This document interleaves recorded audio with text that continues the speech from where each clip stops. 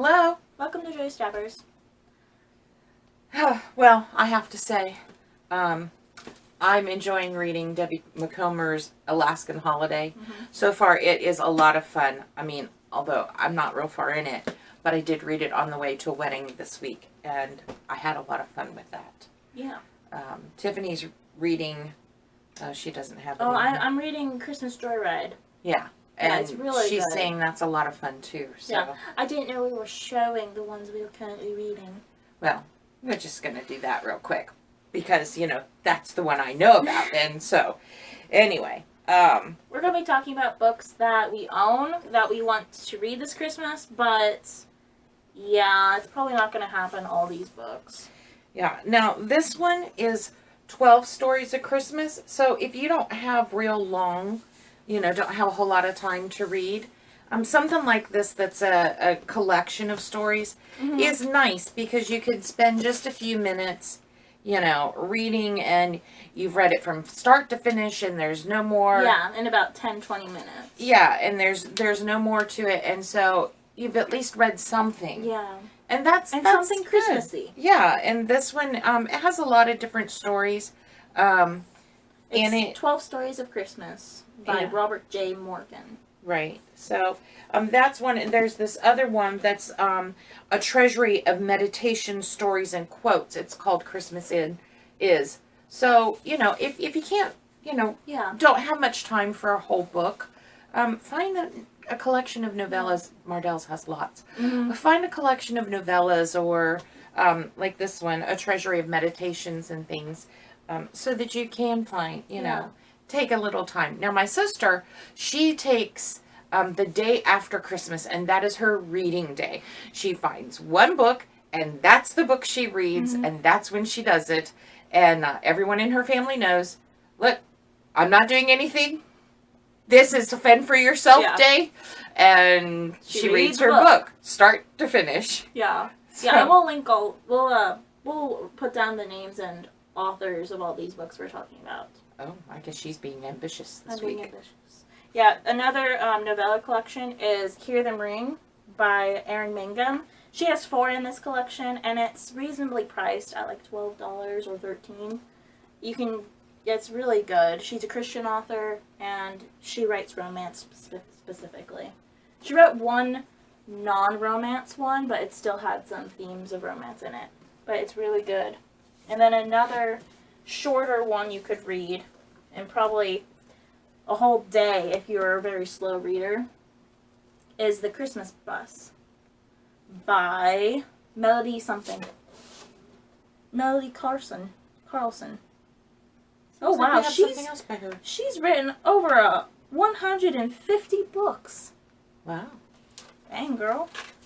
Yeah, so basically this book is about this old woman who she has this really big house, and so her children aren't coming this year for Christmas, so she decides to rent out their rooms. And so yeah, I'm assuming that her children are gonna come, and mess but I don't know if I'm assuming correctly. I'm probably not, but it's very thin. I think it's under 200 pages. Yeah, it's 174 pages long. Wow. So that's a very quick read.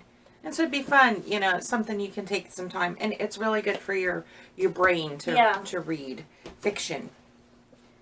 And then, Love Inspired is always really quick to read. I love Love Inspired. Yeah, they're good, clean romance. Yeah, they're good, clean romance, under 300 pages. We have Hickory Ridge Christmas. We have Silent Night in Dry Creek, which the cover is beautiful. It is very, very Hugo. Much like this room. Yeah. Sorry about the lighting. Once again, her room is painted a pinkish purplish color, and so and it's very Hugo lit. So, but it doesn't really equate well in video. No. It does when you're taking pictures, but not in video. Yeah. So. Yeah. Oh well, it's Hugo. Yeah, and then the last Love Inspired Christmas one we have is Snowbound and Dry Creek. Don't know if you can see it. You probably can't. But they're just short little ones that I could probably read in 2 hours. Right. Mom would take a little longer. Yeah, she's a bit fast reader. We're both fast readers. You're fast for a mortal. For a mere mortal, For a I'm mere fast. mortal, she's fast. I'm not that slow. No, she reads much quicker. Mm-hmm. One book that I enjoyed reading, and I read it before seeing the video, the movie, is Skipping Christmas by John Grisham. It was a fun book. Somewhat different from the movie. Mm-hmm. So, you know, you could pick that up and read it rather quickly, too, because it's a short read. And another short read is The Christmas Box by Richard Paul Evans. This one is only, I think, 118 pages. Oh, wow. It's really short. And I read just a paragraph and I wanted to read more. Which I have a bunch of his books he was the from star library. from the library we But got. I picked up the Christmas list, and it was sort of a retelling of the Christmas Carol, and I was just like... Not her favorite story. I mean, I like it, Right. but it's just been done to death. Yeah, it And has been so- overdone. I'm just not wanting to read that one. So it kind of put me in a little reading slump, to be quite honest. Mm-hmm. Yeah.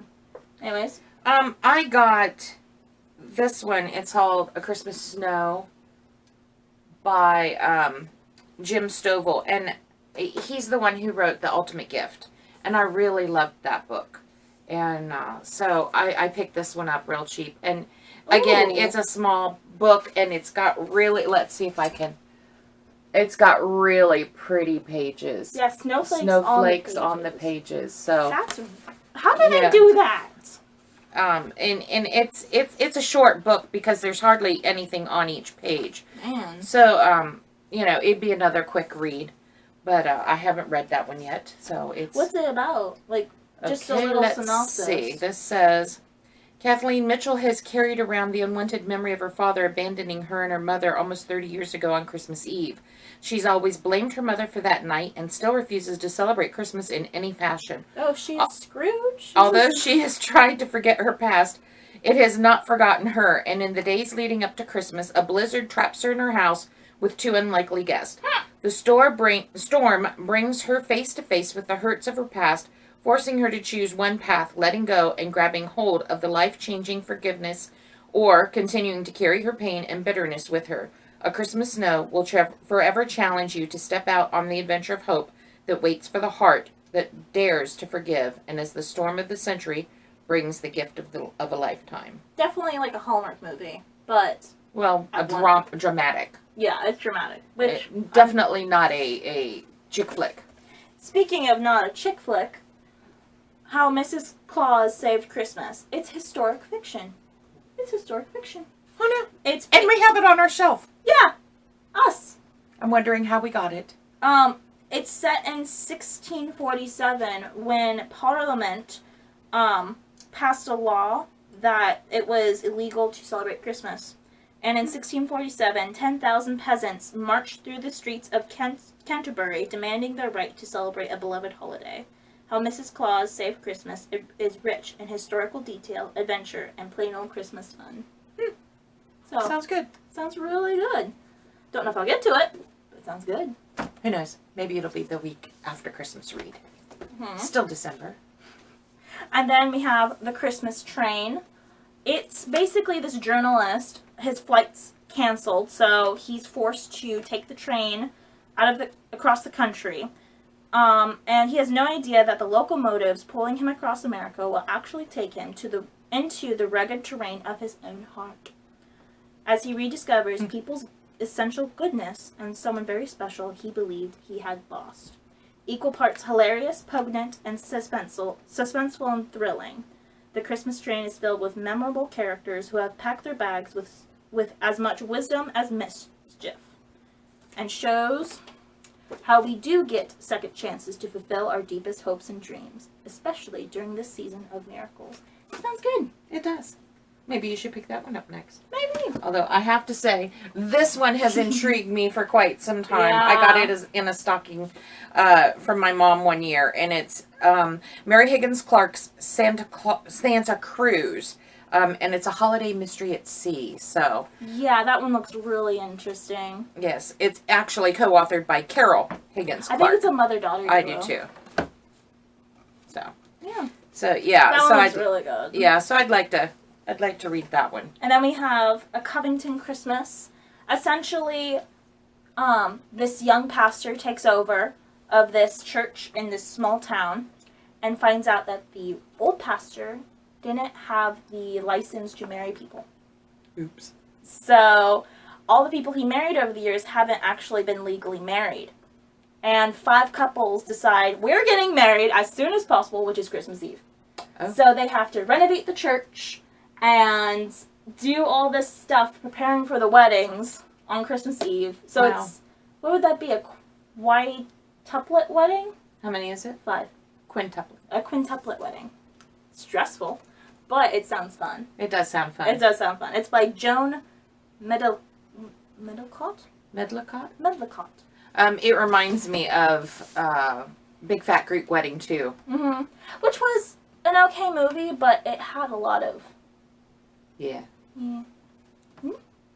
Oh, and one of my very favorite books, chick flick all the way. There's something about Christmas. It's the book that I made fruitcake from.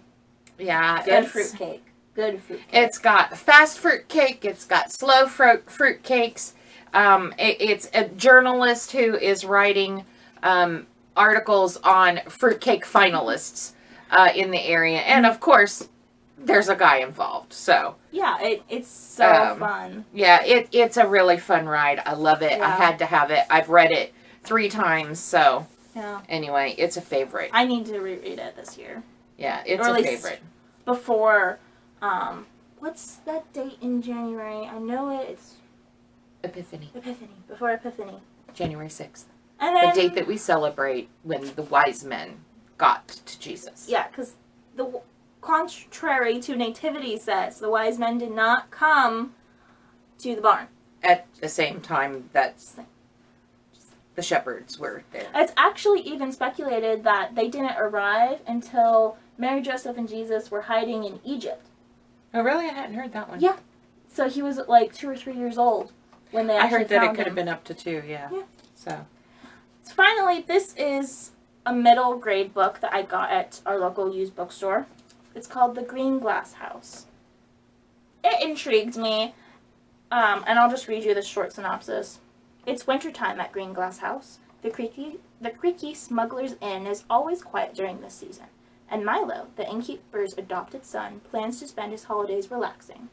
But on the first icy night of vacation, out of nowhere, the guest bell rings, then rings again, and again. Soon Milo's home is bursting with odd, secretive guests, each one bearing a strange story that is somehow connected to this rambling old house. As objects go missing and tempers flare, Milo and Meddy, the cook's daughter, must decipher clues and untangle the web of deepening mysteries to discover the truth about the Greenglass house and themselves. so these are a few of the Christmas books we have found on our shelf. Mm. Well, currently it's our floor, but, you Yeah. know, we won't go into that again. We're Yeah. working on it. It is a work in progress. Mhm. But we have another, 8 or 10 books, close to a dozen books that we haven't shared today. But these are the ones that we're... Most interest us at Yes. this moment. Yeah, so we hope you'll have some good reading time and have a good Huga lighting and cuddle up with a blanket and hot chocolate and... Put some music on and just Yeah. make the ambient? Ambiance. Ambiance. Make it what you would prefer reading to.